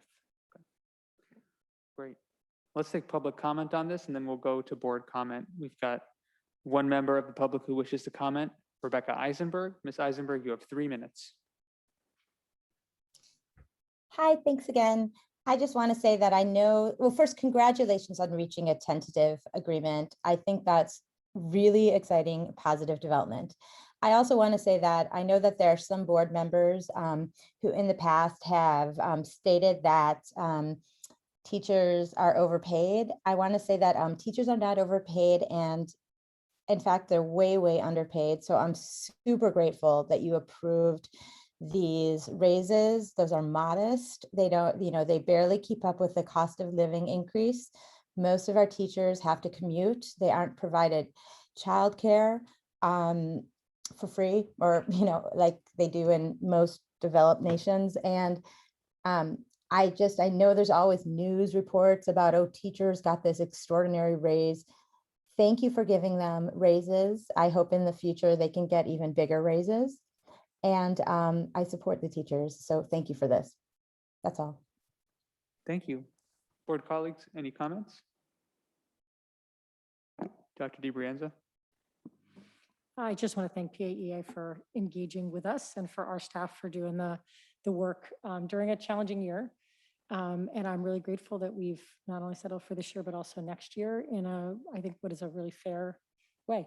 So thanks to everyone and to all of our teachers. Great. Yeah, I'll also echo that and extend my thanks to our staff here and to PAEA and Terry Baldwin and her team there for working hard through this year and in negotiations to reach the settlement. Thank you. Okay. Again, no action on this. These are discussion items. We're moving on to item F. Sure. Go ahead. Items F and G are the proposals to reopen bargaining. The first item F is with the Palo Alto Educators Association and the district. For both these items, this process is outlined in both of the collective bargaining agreements. As part of the language to sunshine our proposals. Not only does this agenda item serve as the opportunity to identify the topics of articles that we'll be discussing in negotiations, but it's also a notice to the public about the process. Okay, thank you. Before we take board comment, let's go to our public comment. We have one member of the public, Rebecca Eisenberg. You have 3 minutes. Thanks. This will apply to both of these agenda items. I think they're F and G. I just want to say that I noticed that a call out for further negotiation includes class size. And you've heard me say this before, but I'm going to say it again. Reducing class size is something that is in the best interests of the teachers and in the best interest of the students and in the best interest of the community.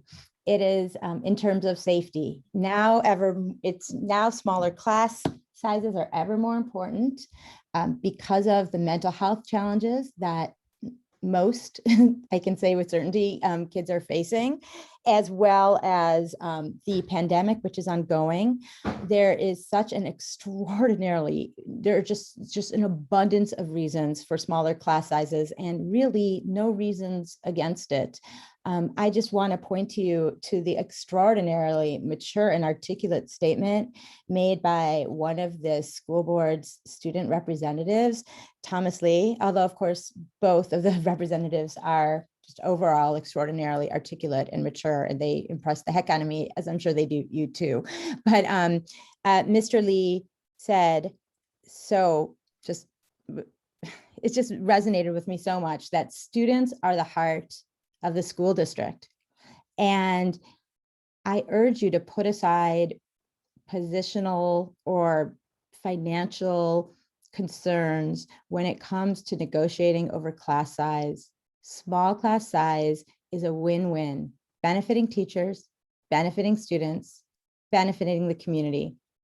So I hope you resolve that quickly too with smaller class sizes. Thank you for considering. And again, congratulations on this very good amount of progress.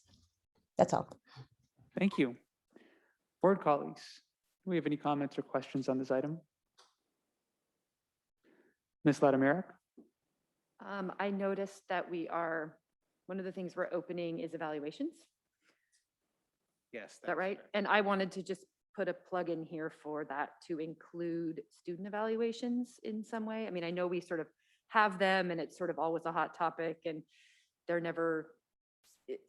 I've heard lots of feedback from students along the lines of we never do them, to they're terrible, to they're not anonymous, to I don't feel like I can actually say anything real, to nobody ever listens. So I certainly don't know how to solve this problem, but I would just ask that if somehow we could really try to put some attention to some sort of student evaluation process where the students really get to provide feedback on what it feels like to be in the classroom, how focused the teacher is on their learning. We've talked a lot around issues of bias and anti-racism, a place where students can express those feelings of safety, inclusion, just sort of everything that a student might want to evaluate a classroom experience on. And again, I know this is an ongoing issue and it's been talked about before, but I just want to put in a plug for that, please. Thank you. Thank you, Ms. Latimirak. All right, I see no hands on this. This is just discussion. This will be back again. Let's move on to item F, which is, item G, which is proposal to open negotiations with CSEA. Yes, this is the, like the previous item, this is our proposal to open negotiations with our CSCA unit. We will be working directly with them. They have sent their proposals to us, and we will be planning to reopen the successor agreement for that ends this current 2018-20 current agreement ends this June 30th. All right, let's move to public comment. We've got two members of public who wish to comment, Aria Sufiani and Rebecca Eisenberg. Hi, can you hear me? Yes, we can. Hi, I'm Aria Sufiani, paraeducator at Gunn High School. I would really like it if PAUSD can meet us classifieds where we are and really wrap up and speed up and just agree to the terms that Meb Steiner has worked very hard for. We really need a paying wage, and we need, I mean, cost of living is going up. I mean, gas is $4 now a gallon. How are we going to commute? This is unbelievable. Hurry up and please consider your classifieds. Thank you. I'm done speaking. Thank you. And Rebecca Eisenberg? I wasn't going to speak again, but that was actually a really good point. I hope that you hear these appeals with the same compassion and empathy that I do. I mean, it's true. Gas is really expensive. The cost of living is super on the rise. And unfortunately, PAUSD still hasn't delivered on teacher and staff housing. I do know that the county is working on a development, but only a few, like a handful of those units are going to be for PAUSD staff and teachers. We really need to work harder on serving the individuals that work in our schools. Honestly, y'all, I mean, what is more important than the education of our children? I have to think that you agree. That's why you ran for these positions. And so please consider that. And, you know, we have a ton of money here. There really is no shortage of money. If you need help with revenue sources, I actually was going to speak at the earlier item about ways, means of financing things, because I thought it was too narrow. I think you should actually maybe put a more general statement in saying that you will seek any government funding rather than just one type of government funding. Anyway, that aside, it's just money, and we can do better with our finances and with our assets, with the, how many is it, 35 acres of extraordinarily valuable land that the district owns at Cubberley. You know, I think there are many individuals in the community that would be happy to help you. And I support that. And I hope really we can all together work harder to support our teachers, our staff, you know, especially the lowest paid ones. They really need our help, and our children rely on them and rely on us and rely on you. Thank you. Thank you.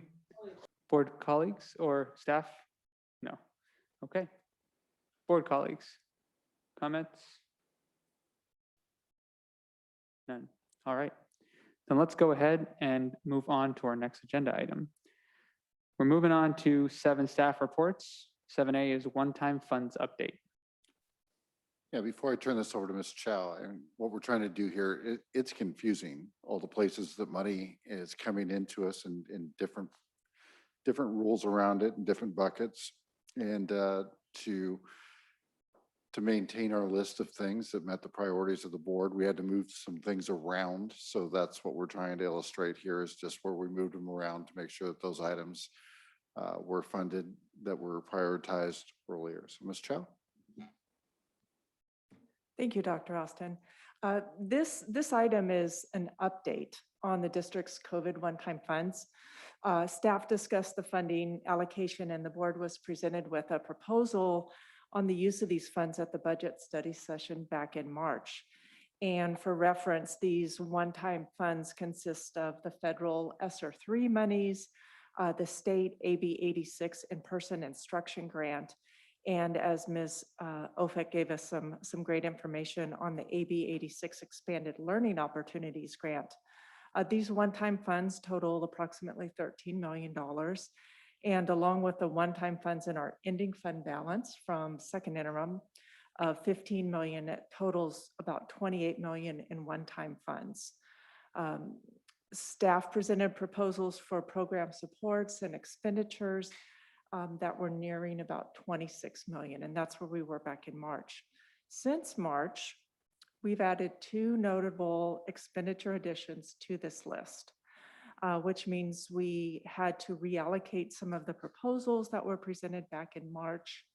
Those 2 items were PAEA and the district have reached a tentative 2-year agreement for salaries and benefits. There is a one-time component in the salary schedule payment in each year. So the cost of this one-time payment, if it's spread across all staff, is just under 8 million, $7.9 million. Another item that is relatively new and does need to be incorporated into our budget planning is the increase in the unemployment insurance rate. It's a pretty steep increase. Currently, the rate is 0.05%. It should be, we've received information that the increase will be 1.23%. So this is a significant increase and translates to an increase in our statutory benefits of $1.9 million.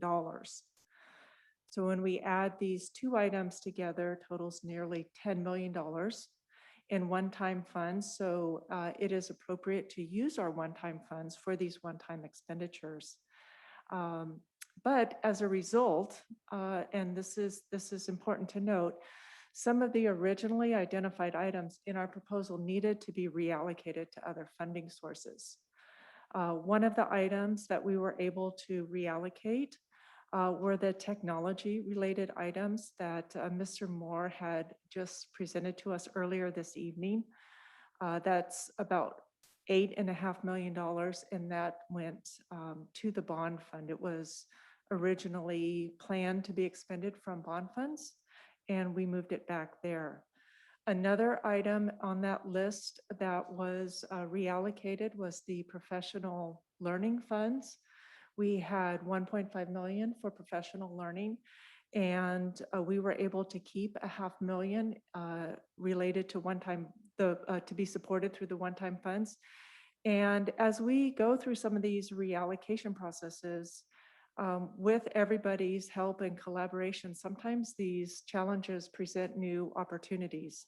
So in the case of our professional learning funds, we were able to allocate $1 million into ongoing funding sources, which is actually a preferred source of funding rather than the one-time funds, because we want to be able to deliver these professional development workshops and learning opportunities each year. So we were able to fund $500,000 through the parcel tax, and then $500,000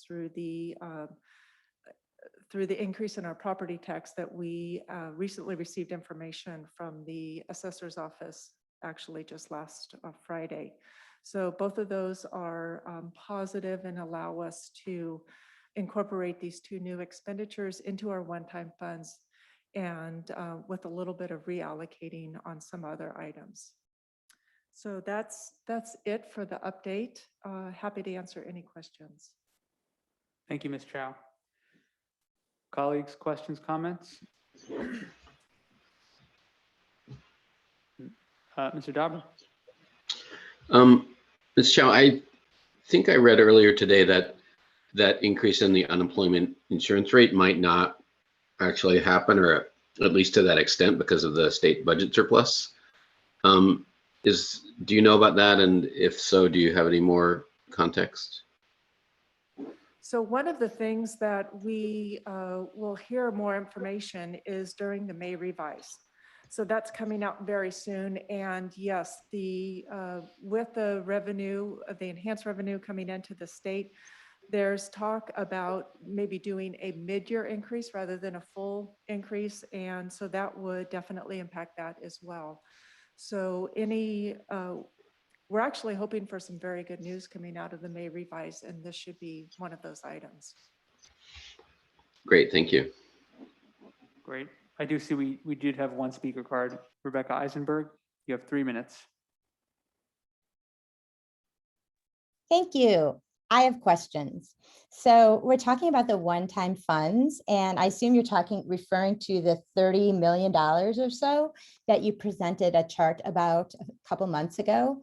I had posted that chart to my Facebook account and to a couple other places because I was very troubled by the amount of it that was going to be spent on books when these funds were supposed to be for helping enable successful return to school, and that it just didn't seem to me that books fall within that category.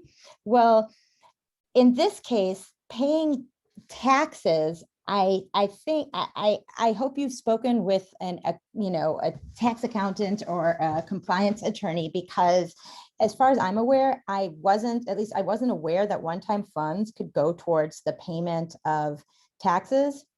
Additionally, at the time, I had lobbied for mental health services, mental health programs, mental health professionals.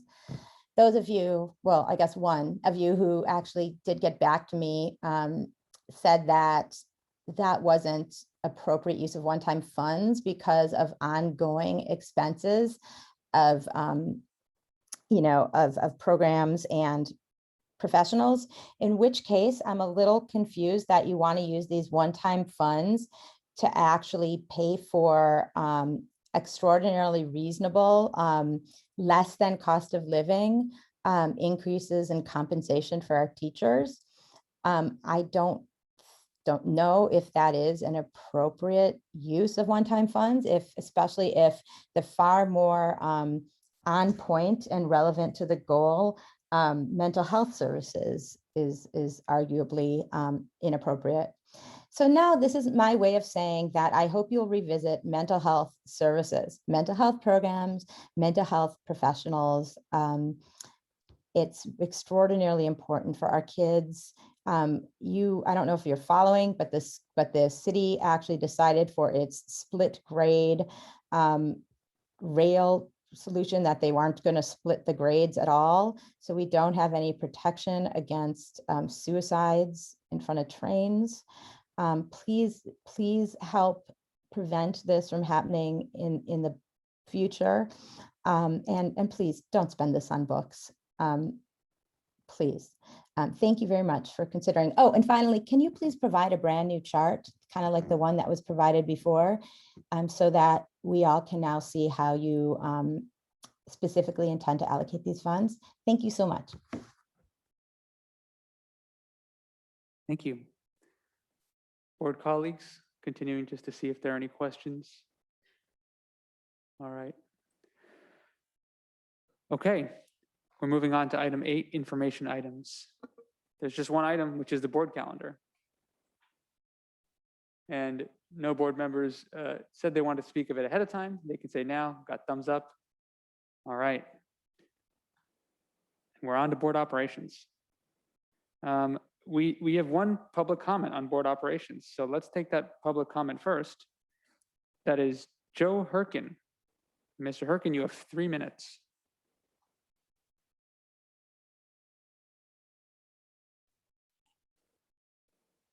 Thank you for hearing me. Can you hear me? Yes, we can. Great. I'd like to understand, why is Superintendent Austin working in concert with other superintendents in Santa Clara to deny hundreds of student athletes the opportunity to play in a competitive postseason when the California Interscholastic Federation, Santa Clara County, and the state of California have declared it safe to play? Shouldn't we be listening to the science? Is the school board really ready to allow him to waste precious taxpayer dollars, stubbornly defending an indefensible position in which he is focused on denying his very constituents the opportunity to play in an already approved postseason? This money can be better spent on educational programs and programs most in need. Instead, the school board should direct Mr. Austin to make sure that the decision preventing student athletes from playing in CCS is rescinded immediately so that he can focus his efforts on supporting the children in his care, not fighting them. It's neither a good look nor a fiscally responsible one. Now more than ever, this community needs togetherness and care, not the unnecessary divisiveness created by Mr. Austin and his superintendent colleagues. Thank you. Thank you. Just a point of clarification. I think there's a Mercury News headline from earlier today. Just Palo Alto Unified administrators strongly suggest reinstating playoffs for eligible teams. And I believe Dr. Austin is quoted in there, and so are our administrators. So hopefully that clarifies some of the issues brought up. All right. Board operations, colleagues, let's hear the operations. I just have one thing to say. We had our first meeting of the Board Equity Oversight Committee last week. Those are public meetings, so I won't go into all the details here, but the one thing I want to say is that there was, one of the highlights for me was listening to community members who called in and how, I would say, constructive and collaborative they were, and just so excited about the work and wanting to participate. And one thing that really stuck out for me, we've talked a lot about what the definition of equity. We've said things around, demographics do not determine excellence and closing the opportunity gap. But a parent said something at the meeting last week. She said, if we felt like we belonged, that would go a long way. And that to me just really hit home. I don't know if that's a definition of equity or a definition of what our district should be striving for, but a place where all families and students feel like they belong. Yes, so I just want to say thank you to the parents who participated in the meeting and spoke up. And I think we all share the goal of all of our students feeling like they belong. And I think we all agree that they do not all feel that way right now. So that's our work, and I'm glad we've got it started. Thank you. And I agree, being on the equity committee, I think we're laying a strong foundation. And I think the board can expect some report in the future regarding, a regular cadence of review relating to equity work, as well as the KPIs that were a part of the charge of the committee. Okay, anything else? Dr. DeBranza, something from City School Liaison? I saw there was a report in the. It's the report that I mentioned at the last meeting, but didn't have to include in the last meeting. Great.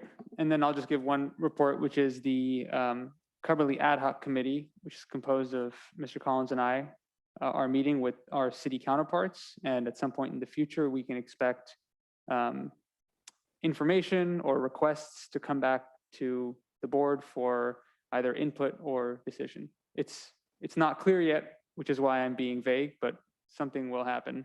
So you can look forward to that. Yeah, our goal is the fall. That's our goal. For equity. Yeah. I was talking about Cumberly. Oh, sorry. Yeah. Okay. And with that, we will adjourn this meeting. Thank you all for coming and participating.